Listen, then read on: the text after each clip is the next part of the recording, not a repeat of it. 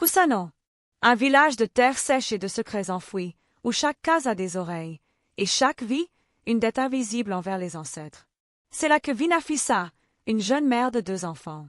Elle élève seule Amina, 5 ans, et Idriss, 2 ans, pendant que son mari travaille dans une ville minière lointaine. Depuis quelques lunes, quelque chose rôde. Amina se réveille chaque nuit en criant « Maman, il y a une vieille qui me regarde ».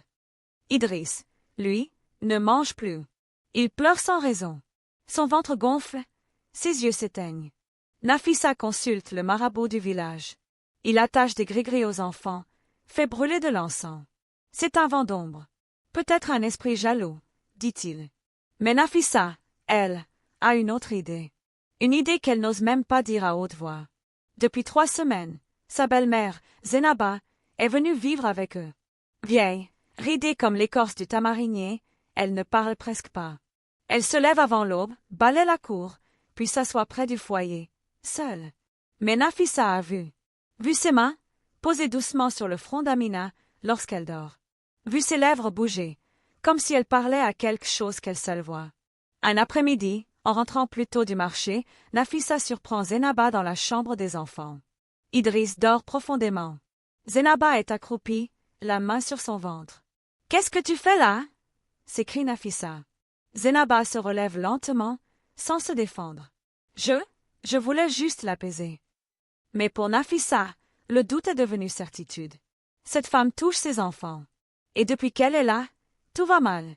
Le dimanche suivant, sous l'arbre à palabres, les familles sont réunies après la prière. Nafissa, debout, la voix tremblante de colère, lâche ce que personne n'osait dire. Elle est une sorcière.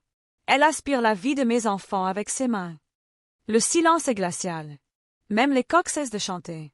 Zenaba reste figée. Elle ne dit rien. Son regard va d'un visage à un autre, sans défense. Certaines femmes hochent la tête. D'autres s'éloignent. Le chef du village lève la main. On ne peut pas accuser sans preuve. Une nuit d'observation sera tenue. Et les anciens jugeront. Mais déjà, le mal est fait.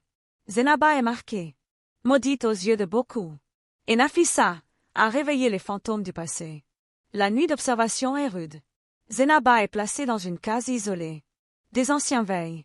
Un griot chante les paroles interdites pour faire sortir la vérité.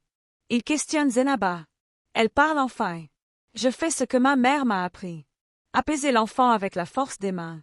Ce n'est pas de la magie. C'est la mémoire des mères. Mais dans le village, les rumeurs courent vite. N'a-t-elle pas perdu 3 enfants? Elle parle seule la nuit, j'en suis témoin. Elle ne mange jamais avec les autres.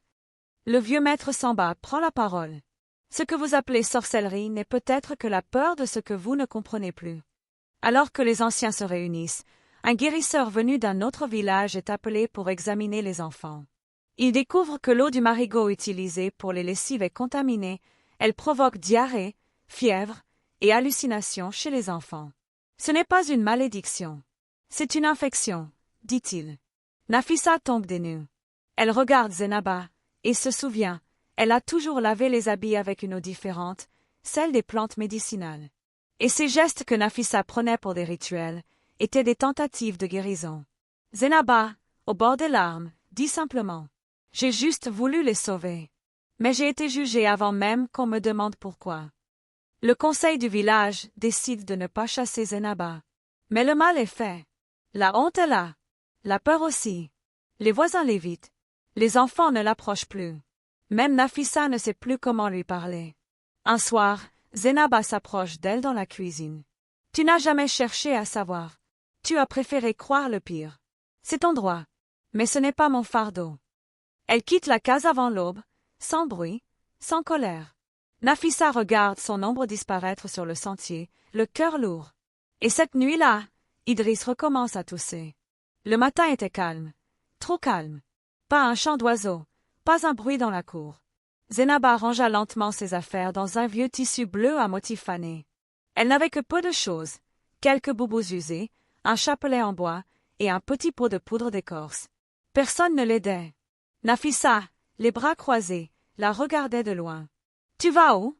demanda timidement Amina. « Là où les vieux vont quand on n'a plus besoin d'eux », répondit doucement Zenaba, le regard brisé. Sans cri, sans palabres, elle passa le seuil de la concession. Certains voisins l'observaient en silence. D'autres murmuraient déjà. Elle a eu de la chance, une autre aurait été lapidée.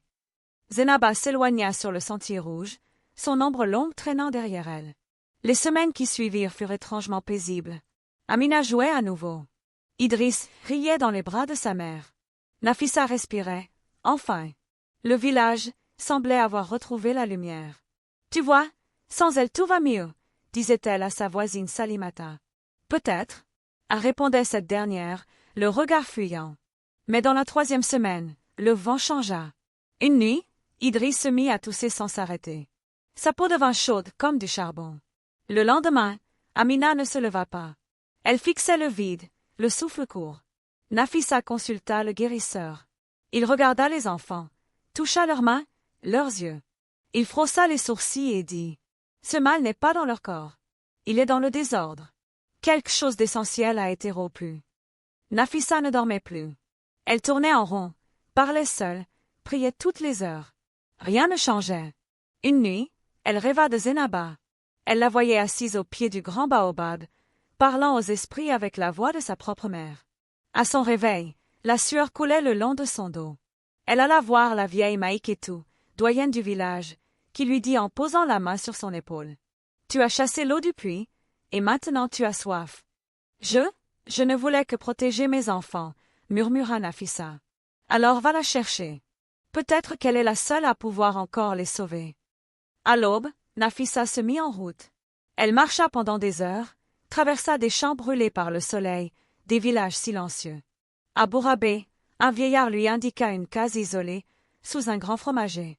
Zénaba était là, plus maigre, plus vieille, mais toujours droite. « Tu es venue me voir mourir ?» demanda-t-elle en levant les yeux. « Je suis venue, demander pardon » dit Nafissa, la gorge nouée. « Tu m'as brûlée sans chercher à comprendre.